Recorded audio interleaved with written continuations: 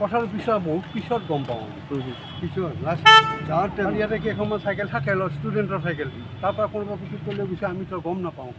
চাইকেলৰ লগতো লাগি থকা নাই কলেজতো চি চি কেমেৰা আছিল গোটেই চি চি কেমেৰা আছিলে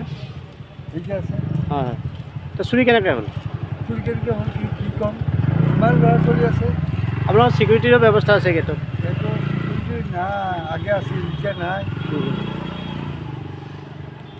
হয় কি হৈছে GNRC হস্পিটেলৰ ওচৰত জড়িত হৈ থকা 5জন চোৰক তাৰে GNRC স্থানীয় লোকে ধৰি পেলাই চোৰক গৌৰীপুৰ আৰক্ষী চকীক গতাই দিয়ে এই 5জন চোৰক সেই চোৰকেইজনক পুলিচে গৌৰীপুৰ আৰক্ষী চকীয়ে পুনৰ এৰি দিয়াত সোমবাৰে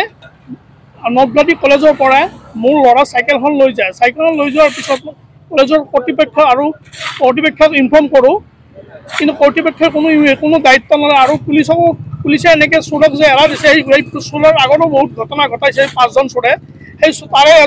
এজনে মোৰ ল'ৰা চাইকেলখন নৱগাঁও কলেজৰ লৈ যায় তাৰ বাবে আমি পুলিচক ইনফৰ্মেশ্যন কৰিছোঁ আৰু কলেজক ইনফৰ্মেশ্যন কোনো গুৰুত্ব দায়িত্ব নাই এনেকৈ হ'লে কেনেকৈ হ'ব আৰু পাছলৈ কেনেকৈ নিব আৰু কিমান ষ্টুডেণ্ট আছে কেনেকৈ গাড়ী মটৰ লৈ আহে এইটো পুলিচেও গুৰুত্ব নিদিয়ে আমাৰ নৱগাঁও কলেজৰ সমিতিও কোনো গুৰুত্ব নিদিয়ে আমি ইনফৰ্ম কৰিছিলোঁ কিন্তু কোনো গুৰুত্ব আৰোপ কৰা নাই